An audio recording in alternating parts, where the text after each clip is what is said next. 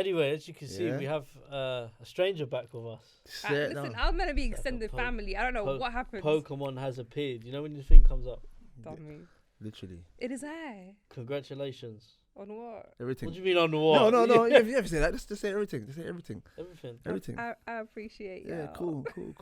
Yeah. Thank you. Thank you. And thank you for having me back. And it's been a minute. Right. It's been a while. It is. And I've hijacked the studio now. Yeah, I know. I see you. Yeah. I blame you guys. You brought me in. I'm like, I'm getting comfortable. Yeah. I need to be here. It is actually a really nice place to film, to be fair. It is indeed. But yeah, no. Welcome back. What do you want to say, Donny? No, nothing, man. It's just speak it. It's been a while. I see you for time. It's just nice to see you again, man. It's been a while. And I'm happy for you with everything and so forth and so forth and. Thank you. I mean, blessings and blessings and more blessings. You know. You get me? Yeah, but man. Well, on that note, how's everything? Everything's good, man. Everything's just slotted into place. Last time I was here, we were discussing my idol man. Matt. No. You know how I just talk about it all the time. I'm like, listen, if you ain't got no beard, don't come. Eventually, after going and kissing different frogs, we found the hubby, and I'm married. It's been 4 months. Pull it. And it slaps better than the first time round. So my advice to people is if you're married right now, not necessarily happy, or you're divorced and you're thinking, oh my God, my life's over. Second time round, slaps harder. So, because you learn a lot about yourself. And you don't settle like I'm like, so, say what? Sending some shots. No, I'm not. Why? How you mean? It slaps better the second time round. Yeah. What, the marriage? Yeah. I don't know this time, but I'm just gonna just. Meaning my first marriage was a bit meh. Second time round, I've become more correct because I'm grown. I know what I want and I say it unapologetically with chest. I know what my real needs are. And when I step to someone, I won't shy. Like a lot of women shy away and men shy away from what they truly want in life because they don't want to come across as too forward. Rago. Like I know what my deal breakers are and I'll say it. And if you don't like it, keep it stepping. Not because I think I'm nice, but because I think my person's out there and we're wasting each other's time right now. I need to get to that person. So I think you shouldn't shy away. And I think the right people with the right energy will appreciate that you're coming to chest. Like whether it's your morals that you're after, certain deal breakers that you've learned from your previous relationships. So like second time round, we've got our ish together. Like no arguments, touch wood. We have conversations, we're grown. Do you know what I mean? Like we respect each other, we empower each other, we bust jokes together, we pray together. Like it's amazing. It's goals. Again, like I said, a blessing. So shout out to you guys. I spoke it into the universe even more on that episode. No, it's true. Podcast season 3. I'm doing it alone, and it's going really well. So that's another thing to celebrate. And growing up British. Ish, because y'all not really British if you ain't white. True. Hear that, man. How you guys doing? You're back. Finally. Yeah, man. We are. We're back. We had we was meant to record a few weeks ago, but a lot happened, so it was difficult for me to jump on a camera. And it's kind of a thing of like, if he's not feeling it, we don't do it, and same with me, we won't do it. Timing's everything. Your energy's got to be right. 100%. My week was fucked.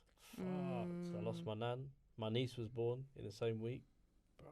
Sorry to hear that, man. Happy and sad.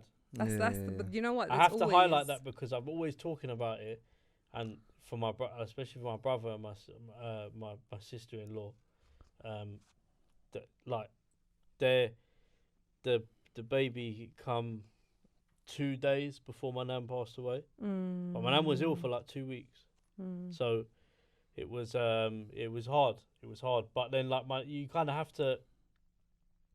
It's weird, circle of life, isn't it? I say it's a humbling one moment. in and one out. No, the real talk. Like That's it literally is that. So and that's how you got to see it, because otherwise, like when my pops passed away, it was like, yeah, life's over. What's the point? Then you start realizing like there's how many thousands of people, millions of people that have had to deal with death. 100%. And life, like we've all kept going. We're still producing, so surely we learn how to cope with it, and we accept that this is part of life. And the beauty of life is that we lose people, but then we also get introduced to beautiful souls, i.e. children, other people across the world. So. It was so like even like today after we record, I'll be going home and my niece is going to be there at the house and my family will come around, so it's been nice. But yeah, like literally, I think it was difficult, definitely difficult, but yeah, it was related to dementia. So she had dementia for 9 years, and then got bronchitis. But when you like long term, when you're like deep into it, if you catching something like bronchitis, you don't really recover from it when you're that old, or when you're a baby. To be fair, if you get it when you're a baby, I think it's the same thing. So just one of them. But like it was weird though, because you see grief. Yeah, well, grief's weird. Like I thought I was used to it. Does that make sense? Because obviously I've lost my dad. Then sort of my granddad. Few people. So like it's not my first rodeo, fortunately. And that all started when I was like 12. That was the first one. My dad 12. So it's like it's mad. It's actually mad. I find comfort in talking about it because when it happened, so I'll tell you something really. It's not funny, but people were like everyone, and you knew this because you saw around the time. But everyone, like, I was getting messages of people, and it was really nice. Like, and I weren't even reaching out to people like that. People messaging me, and then they were asking like, "Are you alright? Are you alright?" I was fine at the time. It sounds really fucked up. I was fine. I was like, yeah, I'm good. People are thinking, no, but are you alright? And it's like, I deal with it in my own way, innit? So it's like, yeah. So. No, but do you know what it is? Like, grieving doesn't look like one way. Like, we move as if we're expected to just break into tears and then that's it. But actually, when we grieve, it comes in stages. It fluctuates. Sometimes it's crazy. Like when I lost my pops, initially up until burying him, it was quite intense, and it was very surreal because he died in his sleep. So there was no heads up. We didn't see no sort of coming up to he's about to pass away. So we were getting ready to go out to see him, and then I get a call, and the call was quite disturbing because they thought I knew. So I was like, what are you chatting about? And I literally just freaked out. So I was in that shock mode until we buried him, and after that I just got into survival mode, acting like I'm cool, I'm Gucci, because I had to look after my mum, my son, who grieves him all the time to this day. 2 years on, we're still grieving. And people were like, "Right, you're just coasting. Are you right?" And I'm just like, right now I'm just not allowing myself to grieve because I'm scared to see what that looks like. But I know eventually I'll have to face it because there's only so much I can like put a lid on that feeling. Yeah. And whereas some people, they take it out and sometimes you'll grieve like 10 years later. Because it happens. What's it been for me now? 28. Yeah, so about 15 years, 16 years since my dad died. Does it get any easier? No, not really. You deal with it. You deal with it. You deal with it. You deal with it. It's hard though. The complications to why my dad died though was, it's more difficult to, because his was through addiction to alcohol. So the complications of his addiction killed him, basically. So it was like, sometimes I sit there and think like, if I was old enough, I could. What would I do if he was still alive now, going through the stuff? I'd be onto him. I'd be onto him. I'm telling you now, I'd be onto him. But reality is he isn't. But then like since then, like I sort of even forget like this is how bad it is. This is how many people I know have died. Seriously, my uncle, his brother passed away, alcohol. Basically, bar two of my aunties and uncles, they all, including my granddad, who I never met, was all alcohol. So it was like it's quite, on my dad's side, quite common. But that's due to the surroundings they grew up in. They grew up in Portugal, in Lisbon, in a town an hour outside the capital, and there was a lot of depression at the time. So what do you get what I'm trying to say? How do I put it? They growing up around negativity, and then we moved to a country like England, and he got like all the opportunities that he had. My dad was a carpenter, and he did a couple of other things, and he used to have a really good career. But then, like, he was an ex-pro footballer, and he stopped playing football because he had a life-threatening, like a serious injury. If he didn't have that injury, I wouldn't be here. So, do you know what I mean? But I think those things affected him. Do you get what I'm trying to say? I think that affected my dad. But my dad's old school. My dad, if he was alive now, would have been 65.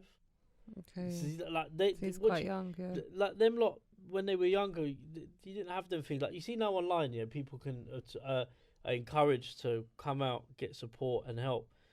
When my dad grew up, you think any of that was there? They weren't telling him not to cry. Back then there was nothing. It was harder back then. Now it's easier because it's open.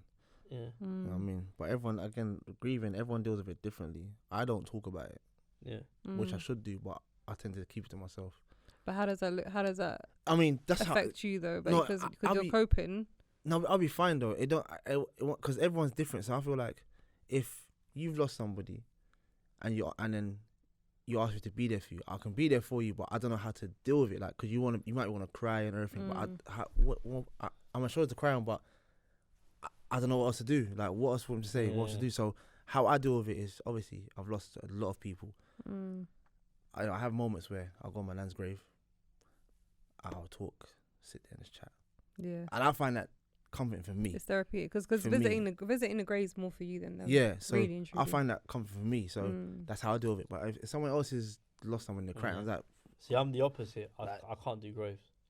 I refused to until my dad passed away. Yeah, I can't do graves because, although I have to, you see, it's magic, we were talking about it, but I have to, basically, there's a tradition which I was unaware of till about a year ago.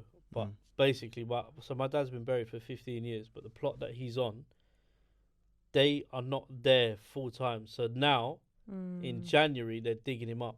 Huh? Yeah. And basically, they take the remains, they take them to a place called Fatima, and then that's where they rest. But the family have to be present. So my sister, my sister lives there, and my brothers all have to be present when it's happening. My mum won't get involved because obviously the thing is, when my dad passed away, my mum and dad weren't together.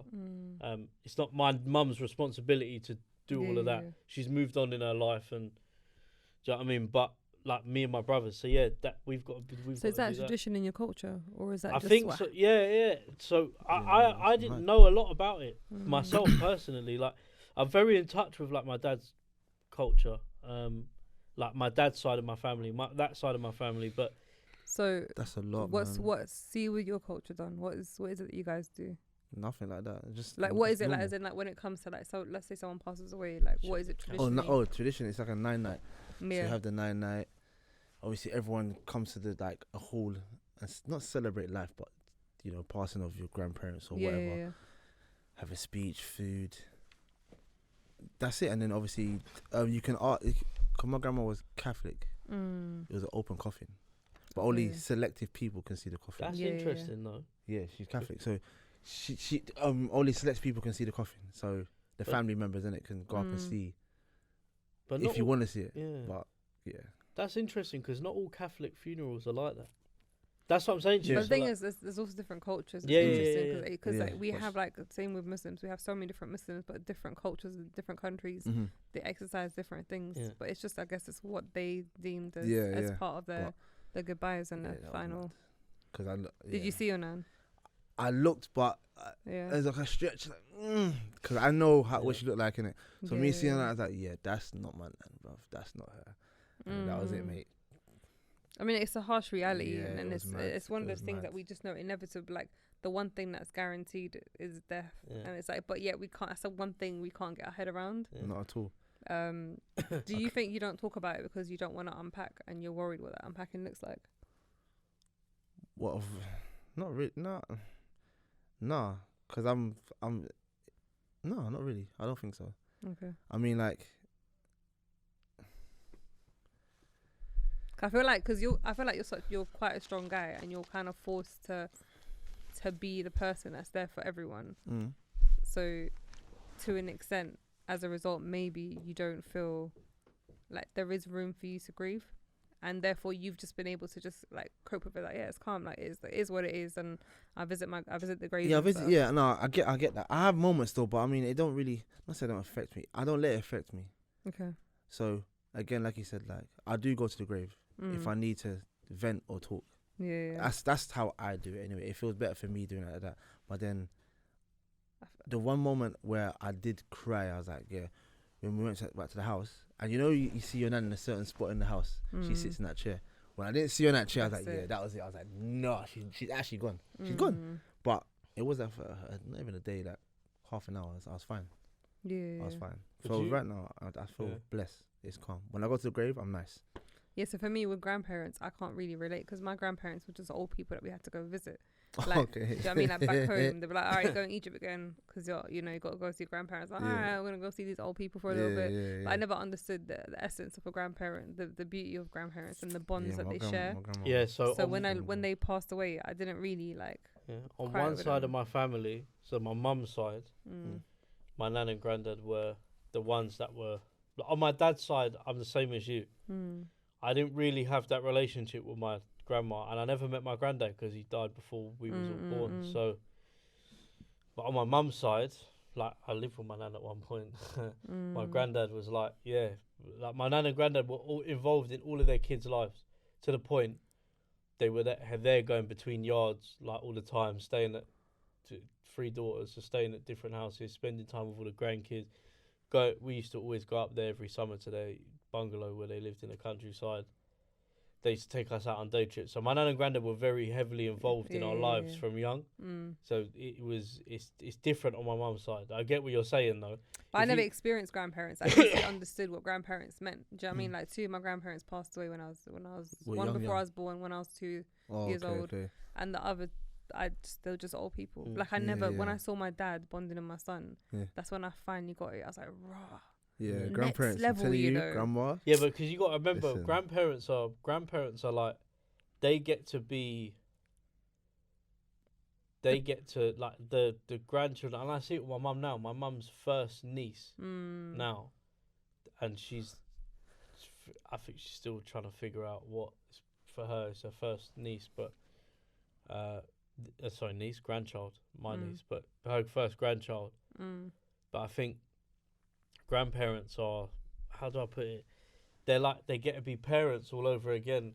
Well, that's it. So there's an Arabic saying which is the love for your grandchild is stronger than your own child. Yeah, 100%. Which is because as parents you're freestyling, right? You're just trying to figure out life. Like, I can tell you this for free. My son's 8 and I'm still freestyling. But then it's just one of those things that, so therefore you're a bit harsher when you're growing up. Do you know what I mean? So your parents can be a bit. Still give him the look. Yeah, of course, man. You're mad. More times now, yeah. But as in, like, our parents maybe are a bit harsher on us growing up because they're still trying to find their feet. So when they get older, they get a bit calmer and a bit kinder and a bit just chill, even more playful. So when the grandchildren come in, you're just like, raw. You finally get to be that version of what it is. Do you know what I mean? Do you never sit there and think when your dad or even your mum in some cases, in the case the way she is with your son, and you sit there and think, I didn't get none of this when I was younger. Fuming. Trust me, guys. When you guys have kids, you look and you'll be like, rotted. Like I watch my mum and like, swear down. This is it, yeah. I used to get licks for nothing. Like I used to get licks just in case, and they get, oh, but it's fine. They're young. Go easy on them. Them ones there. Like, what? I did not get you young. I got your. That's it. That was my sentence. It's mad you say that. Even my dad goes to me, oh, I don't know. I think he was joking, but I don't know if he's being a clown in it. Yeah. But he goes, oh, Donny. You never call me Donny, so I know something's wrong right there. That's wrong. Oh, I want to be a granddad, you know. I was like, what? What you say? Want to be a what? A granddad? Is that? Yeah, TikTok, man. English, bro. What are you talking about? Listen, I want to be able to run with the kids. I was like, Dad, let's when. What we saying, Donny? Kids when pigs fly. Someone's calling me out there. Who's out there? What? Reception's week, yeah? Donny. Yeah, I'm coming. So what? No, he just said he wants to be granddad. I goes, okay, cool. I'll let you know when it happens, innit? How many kids has your dad got? Let's not do that, please. No, I know, yeah. But anyway, tell him to go. Huh? Basically trying to say focus on someone else that's got other kids. Yeah, he's got other kids, but no, I'm the firstborn, so he's like, you get me? I was like, yeah, Dad, don't worry, bro. But do you know what? I respect the fact that you've not had kids because you're not out here just doing a madness. But everyone assumed I do that. I'm like, I don't do that. He does a madness, but he's safe about it. He's outside. Huh? You're outside. Brother, I don't do them things, bro. I'm a good youth, man. Yeah. Well, for the sake of this conversation, we'll say yeah. I don't do them things. You get me? I'm not out there like that. You get me? But the point is, you could have been that guy. You could have been that baby daddy vibe, that energy that everyone hates. So I respect the fact that you're not. Oh, why are you doing this? Why are you doing this? Your face is about to implode. No.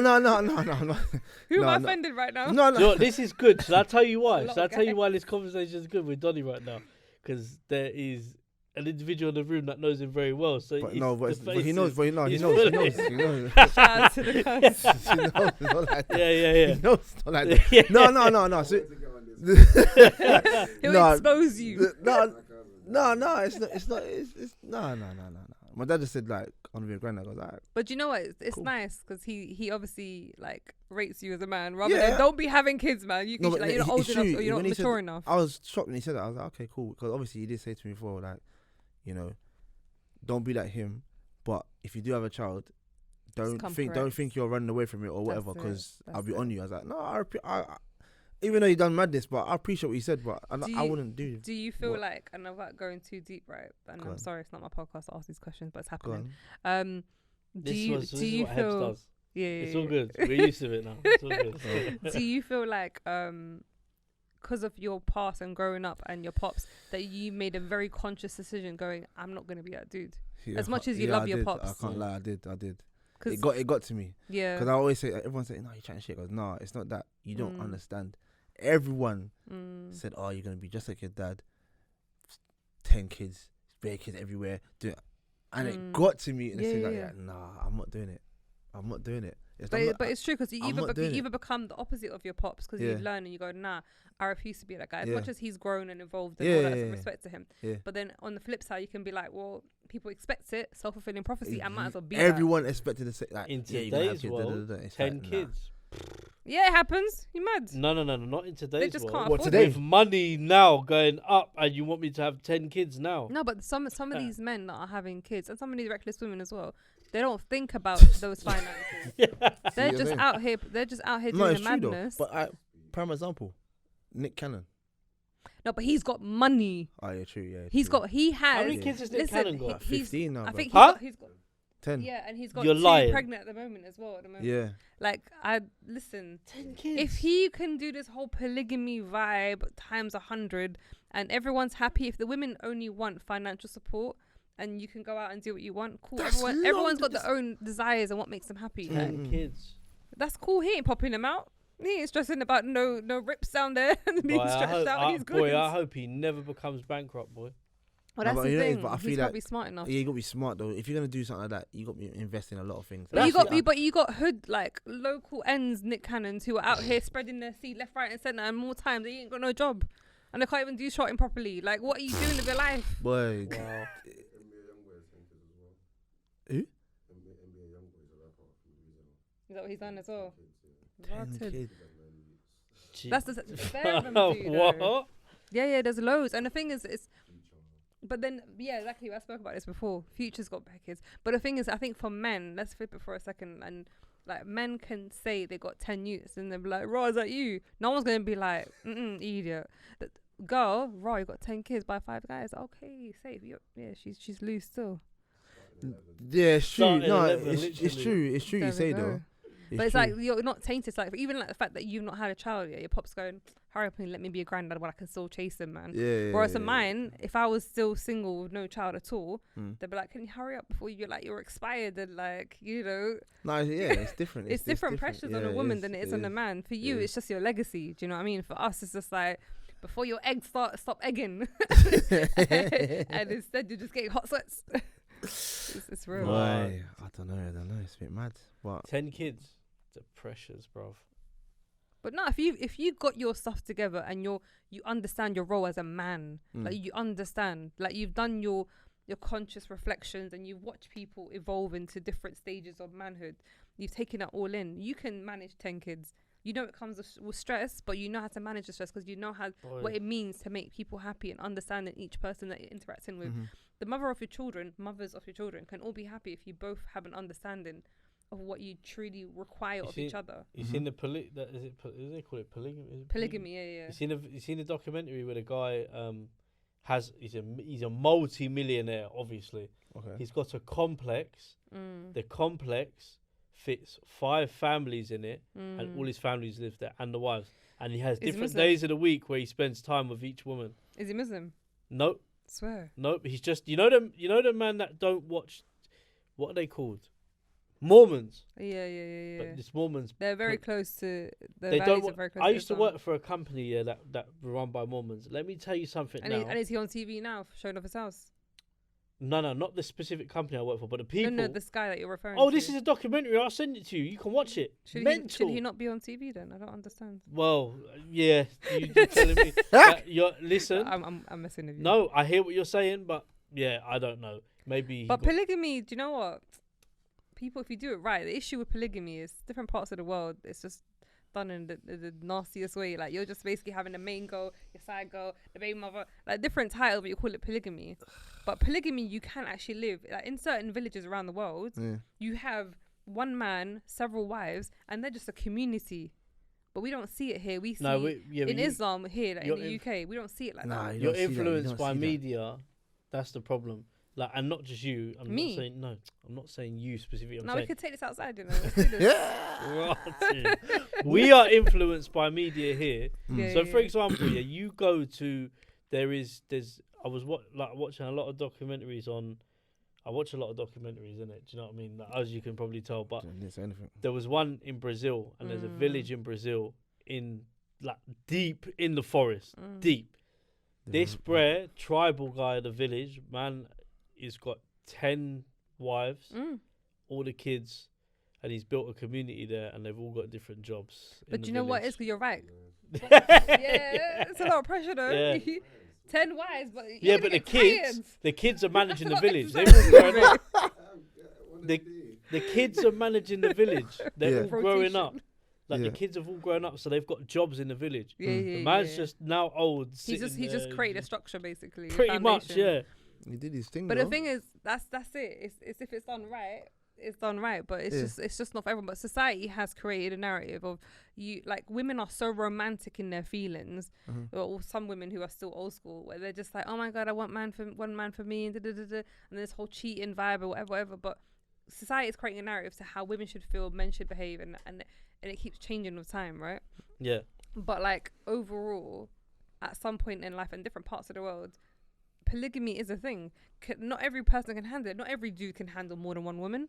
Some of you women, some of us women have like 4 personalities as it is, and you want to handle 3-4 others. That's 4 women. That's it. When I told my husband polygamy, because in Islam he can say I want to have another wife, right? I said, bro, I am all for. You don't need to look no further. But if he said that to you, what would you say? He already knows what's up. No. So I'll tell you what. So because he has no interest in it whatsoever, he's just like, Hebz, I am cool with one woman, and you are enough of a woman, and y'all know me. Like, I'm enough personality for days. Yeah. But if I was to see it, if it was to ever happen, I would need to understand it, because I've seen it being done beautifully amongst people that I know. Okay. And I understand it's a thing, but it's our insecurities and our jealousy as women and as people that we can't look past it in society, because some men abuse their position. They go, Islamically, I'm entitled to more than one woman, so I'm gonna take it. But financially, you're not ready. Mentally, not ready. You're not mature enough. You don't have the capacity to balance it. And all you're gonna do in the eyes of God is you're sinning, because one woman's upset, the other one's vexed, the other one's like, you don't understand the true responsibility of polygamy. Polygamy is not just scooping up another woman. Super rich. Not just that, because let's just say let's say polygamy. Let's say you guys are my 2 husbands, right? And your requirement is quality time with me. Your requirement is that you want me to provide for you. So I don't need to be rich with this one here, because he just wants quality time with me. So it's understanding what they really want before you even jump into the situation. Because can I offer that right? Because you might not. Me buying him gifts means nothing, because he don't care. His love language ain't gifts. For you, you're like, if you're not buying me gifts, you don't love me. Yeah. So polygamy has layers. To understand people full stop is mad. That's nuts. Let alone trying to understand 3, 4, 5 people. Like, it's not for everyone. No, it's not set up for everyone. Yeah, that's long. It's mad still. Certain will be like, right, 10 wives, mad thing. When you think about it, it's long. Stress. It's long. So I feel imagine your beard won't be bearding, your hairline won't be here. Like, it's mad. Hairline's gone, cat. Like, you have to go Turkey. For what? For Nah. You have to go Turkey and regular. Yeah, that's mental. Oh, that's mental, you know. That is Kind of doesn't have to worry about his beard because he took it all off. Yeah, you can't understand why he did that, bro. He done bumped his head. That's it. That's mental, you know. But yeah, nah. Would you ever consider polygamy, you guys? Huh? Nope. You're saying that because you're in a relationship. No. I'm saying that because I can't afford. No. Hear What I'm saying, I can't afford polygamy. So if you were rich, No. let's say the setup's perfect for you. No. Why not? Why You're not, now big rich man? now. Why not, big man? One woman is enough if you're completely But do you dedicated think to that woman. as men? I understand why some men go for polygamy. I get it, but for me, I'm just saying to you, I've watched enough documentaries, and it's long. It's long. I don't want that many kids. I don't want that many kids. You want it to be like a great man, right? And you're going, do you know what? I'm rich enough. I think I can take on another woman and look after her. No, it's long. No. That's long. But you're just trying to be a Samaritan here. No, I'm being dead ass. That's long. It's long. No, that's a GoFundMe. That's not a one. Yeah, you go fund me a life, innit? No, and that's some children long. as well. That's You'll see this part of the funding. I don't need that many, man. That's long. That is long. Another woman. Because you say that, yeah. You're a mother, so you understand, yeah. It's not that just simple. You're popping kids out. You got to look after the kids as well, yeah. You got to be present. What? I've just gone through with one partner 3-4 screaming babies. You want me to do it with another 4 times with 4 different women? And in Nick Cannon's case, some of them are pregnant at the same time. Long. That's long. Long. That's long. Yeah, Nick Cannon's a G. That's why he can do his thing, bro. He's rich. I don't know how he's managed, but I think he's got a lot of contracts in place. Very, very clear. You're damn right. He has to, because 10 kids and you got 2 more away. But not just that, because you've not heard anyone complain. I think legally they can't complain. I reckon they've been the contracts include you cannot go on social media. Yeah, that's true. And basically ruin my name. So any issues to take it up with the lawyers. It's true. And obviously he's paying. What was it? $3 million. Listen, from when you can pay that dough, you're not just rich. You rich. Like that's like where money is just numbers. It's not like actual physical mental, things. Bruv. That's Ronaldo rich, bruv. $3 million, you know. Just a quick question, Cuz, would you do polygamy? Don't look at me for. Don't look at me, bro. Don't look at me for, bro. Don't look at me, bro. You get me? Yeah. Multiple wives, not multiple things. I think of it like this. Multiple things, you guys can all do that. Think of it like this. You're doing very well with what you're doing now in music, yeah? So you're sick. But what I'm saying to you is, say now, in the next 3-4 years, you get to, I'm talking J Hus level. That's like clear, top. Now you've got 4 women that you've all got pregnant. It's still long, no? Even though you're getting that money, it's still long. But that's not polygamy. That's ting. All right, you get with 4 women, but you're that figure. You're like a J Hus. Can I paint it a bit more prettier? Because obviously there's no prettiness behind it. You're dating one woman, right? And she's like the rider, the original one that's known you from the days when you're in the studio by yourself. Then you kind of get to know someone another, and you're like, you know what? I connect with her. It's deep. I think financially I can afford this. Okay. If I can financially afford it, why not? But it's like. But do you think you need to reach like a level of growth of maturity before you can even consider it? Yeah, for sure, 100%. Because if you're not, you're just gonna crumble. For sure. A realist. If you, I feel like traditionally it's wrong. However, like as a fantasy, as a side mission, like in this life, man, it'll be fun. It'll be lit to do. I feel. You know what I'm saying? I feel like. Guys, let me know what happens with him. Once he hits that fame. Not saying I'm gonna do it. I mean, do you know what? I think certain women would consider it if their needs are mainly financial and status. Yeah, I think they'll be happy to share a man. And the realities are the population crisis that we're living in, men versus women, like the ratio. Something's got to give somewhere because. Man can say man had what? Man had more than what have you done? Man can say it with chest like I can flex that. Yeah, but as long as the multiple wives are happy, that's the thing. Because then you'll just have like social media will blast you in a ruin second. You. He's talking about how he's like this amazing father. But look at What can anyone say? True. But then there's catering beyond finances. Are you going to their plays? Yeah. Are Yeah, you, but you are seeing all of that. Anyone could pay. Anyone all could pay 5 for- kids got bedtime. How are you going to get bedtime in place? Yeah, it's true. Yeah, but One's in north, one's in west. See, anyone can find.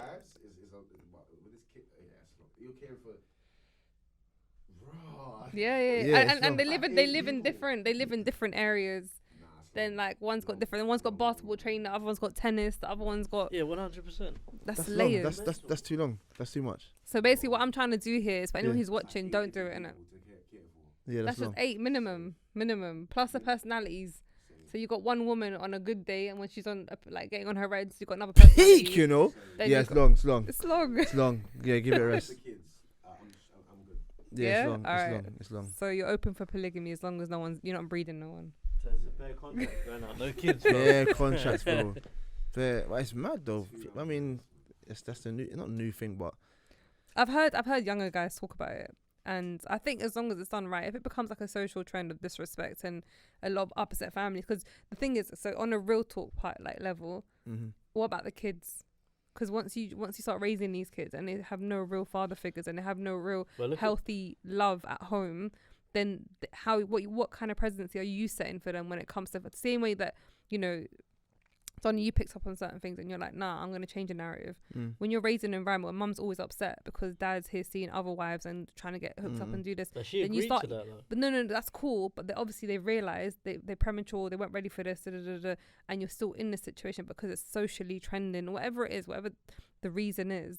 You now got to worry, and your duty as a parent is to raise your child, and they're going to think this is what love is, this is what marriage looks like. Actually, I don't want marriage because I saw how unhappy my mum was, or how disrespectful my dad was. All he did was throw money at us.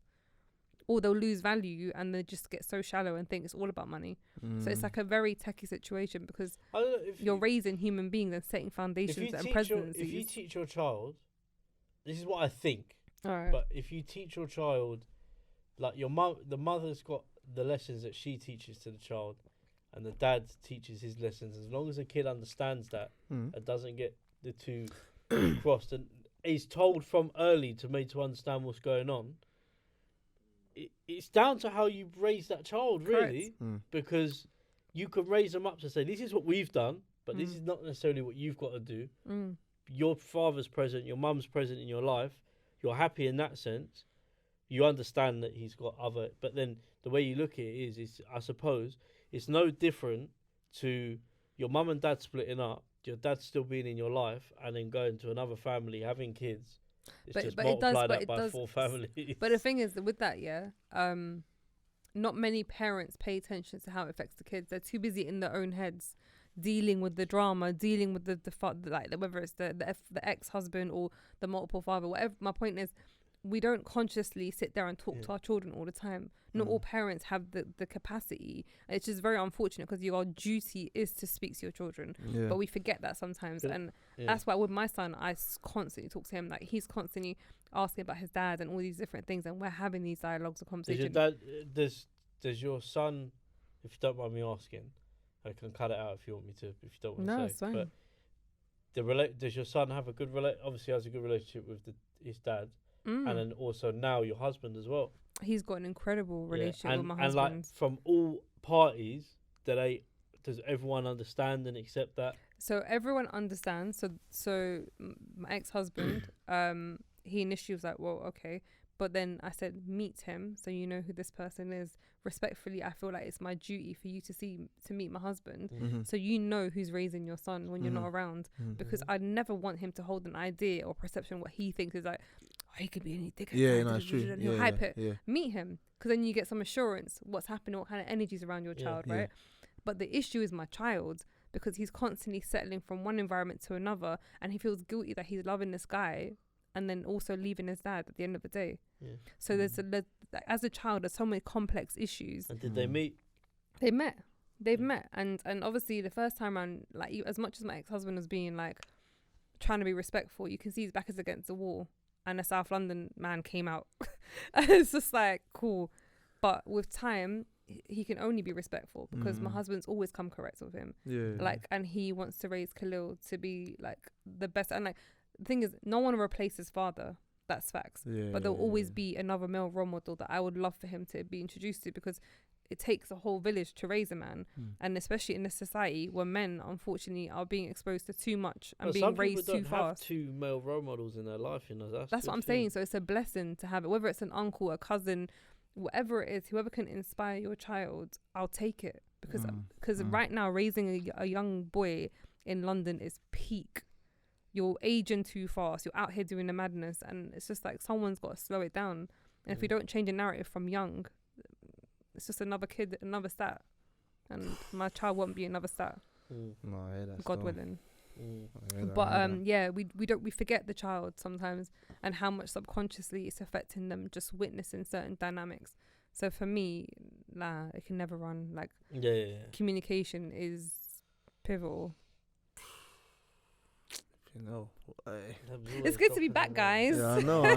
When you talk, when you break it down good, man, it's understand. It's a blessing when you're talking like that. Amongst my mumbling and my fast speech, I spit some people bars. Can relate and understand what you're saying, though. You know what I mean? It's true, though. I appreciate Coming that. on again, we're gonna do some more recording straight after Christmas as well. So say no more. We've got there's some good episodes I think you should be a part of, but I'll tell you off camera. Literally. You lot can wait for that, because I'm down. I'm down. You know, Then you guys know. I live around the corner as well now. Yeah. So. Come into the camera, bro. This guy. What up?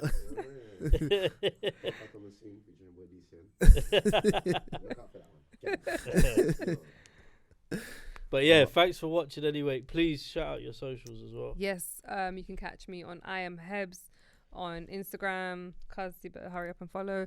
You can also subscribe on my YouTube page. Also subscribe, MommaHebz, and that's where I release all my grown up British episodes, and every week at the moment. And I'm just banging them out, just having conscious conversations and just like really unpacking with people. And just stripping down stuff on a one-to-one. But yeah, thank you for having me. We're going on some podcasts soon as well, actually.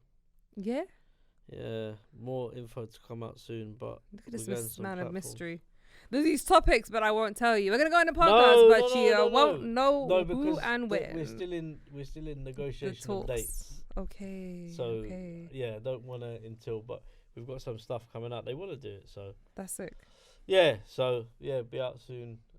But yeah, make sure you follow our socials as well. Waffletop PC for Instagram, and then Waffletop Podcast for YouTube, Spotify, and Anchor. Thanks for watching. Make sure you subscribe as well.